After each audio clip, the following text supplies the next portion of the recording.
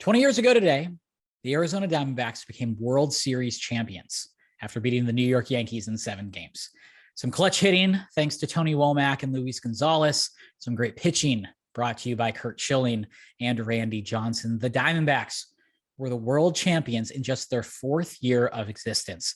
So we thought it'd be fitting to bring the architect of that team and the godfather of Arizona sports, Jerry Colangelo, on to break down that win and the impact it's had on the Valley. You were able to construct this team to be a winner in just 4 years very quickly, made the postseason in the second season of existence. What was the blueprint to bring in all of these veterans and build that roster to be what it was so quickly? Well, you need a little backdrop, and that was that originally we had a four-year plan just to build through the building of our farm system, and we were going to take it slowly. We had a great pre-sale before the first season. We had 36,000 season tickets, and we were in for a rude awakening when we sent out the renewals because we lost 25%. We lost 9,000 tickets, and that caused me to take notice that this 4-year plan wasn't going to be in the cards financially. So I had a meeting with our partners, and I said, here's what's happened. Here's an option. The option being we try to get established right now to protect the investment we have. We can't take that kind of a hit, losing that kind of revenue. So the option would be to try and be competitive immediately, and that means free agency. And it could lead to a situation where we're spending some real money and we're going to pay the piper down the road in terms of deferred compensation. That's just part of it when you make that decision. Also bear in mind that in sports, maybe in business, but in sports for sure, these 4 and 5 year plans very seldom work out the way that they're intended. And usually a 4-year plan becomes a new 4-year plan because somewhere in the 3rd year, it's not going to happen. Well, our plan was to get competitive real quick, and that was through free agency. And so, we had a target in terms of Randy Johnson that we really wanted. We signed some players like Matt Williams and Jay Bell out of the chute.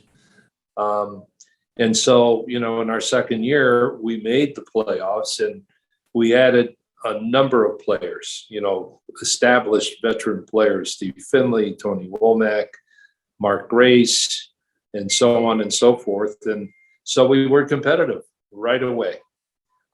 We made the playoffs. That was exciting. We go out and acquire Schilling. And now we're legit. We have 2 number 1 starters.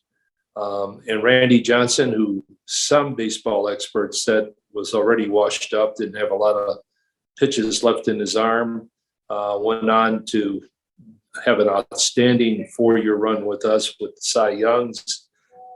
So in just our fourth year, we're playing in the World Series. Mm-hmm. No one could have projected that or predicted that.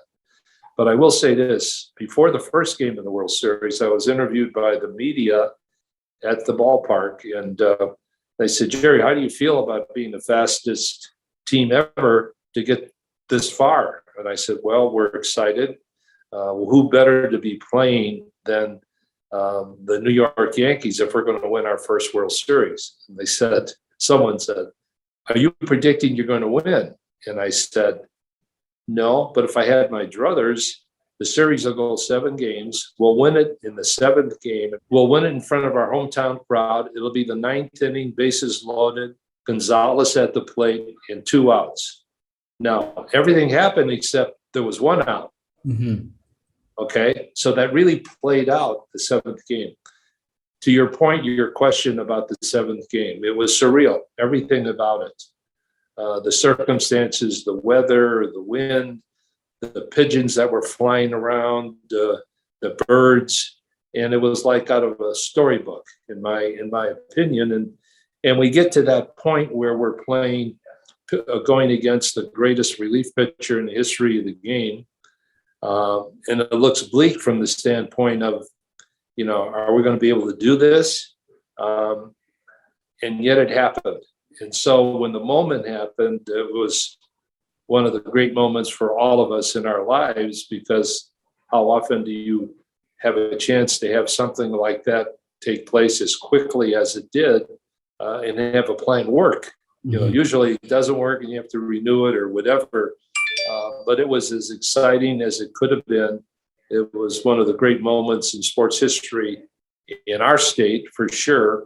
And it was just an unbelievable time and experience. And there's so much of that seventh game I do remember, but some things change along the way. For example, Pete, we laugh a little bit about Gonzalez's hit, a little blooper over the infield because the infield had been pulled in.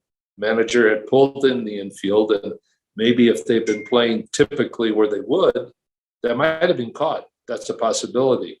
But it was meant to be just the way it happened. But over the years, Gonzalez hit a line drive. No, it wasn't a line drive. It was just a little blooper. But when Jay Bell left third base and hit home plate, everything exploded for us. That was it. We had won. I do remember expecting a call in the middle of the night from President Bush, which is typically what happens. I didn't get the call until 7 a.m. And I knew him well enough to say, "Where were you last night?" I was expecting a call in the locker room. And he laughed about that. He said, "No, I wanted to give you some time." I remember Steinbrenner, the owner of the Yankees, a great competitor, someone who really helped me get accepted into the Major League Baseball, along with Jerry Reinsdorf, who has the Chicago White Sox, and Bud Selig, who had the Milwaukee team at the time before he became commissioner. But Steinbrenner came in, gave me a hug, congratulated me, and he said, "I always knew this was going to happen, that you were going to be here one day. I just didn't expect it this soon." So it happened. It was great for the city, great for the franchise, and very proud of the fact that we were able to do it. There are teams that are put together, built for playoff runs that fall short or things don't go their way. A team could have their back broken by a tough loss. What was it about this particular team that was able to withstand everything that happened in the regular season, and then also having two gut-wrenching losses in New York to still be able to come back and win Game 6 and Game 7? I think really it's the character of the players we had. The veteran players, had been through the wars a little bit. Greg Console, Mark Grace, everyone, all of the veterans, Finley, they all had been bruised in their careers. And this was a moment where their experience, their character came out. So I think we were built to withstand a lot of adversity. And that's why we were able to come back after winning the first two games in the series and then losing three the way we lost the three, which were heartbreaking, and come back and blow them out in Game 6 to set up Game 7. And so I would say this: we had two ace starters. That was a big edge for us, in my opinion. When you think about what we had that no one else had, we had a group of veteran players sprinkled with some young players who really carried us through the adversity. That's the best way I would phrase it. You look at Womack, you look at Gonzalez, you look at Finley and Console and Grace and Jay Bell and Matt Williams, and so they were kind of built for the moment. And so the stars were aligned. That's always the case. It's got to be good timing, and it was good timing for all of that to take place. Mm-hmm. Thank you so much for the time and the insight, looking back on a massive day in Arizona sports history. Thank you very much. Take care.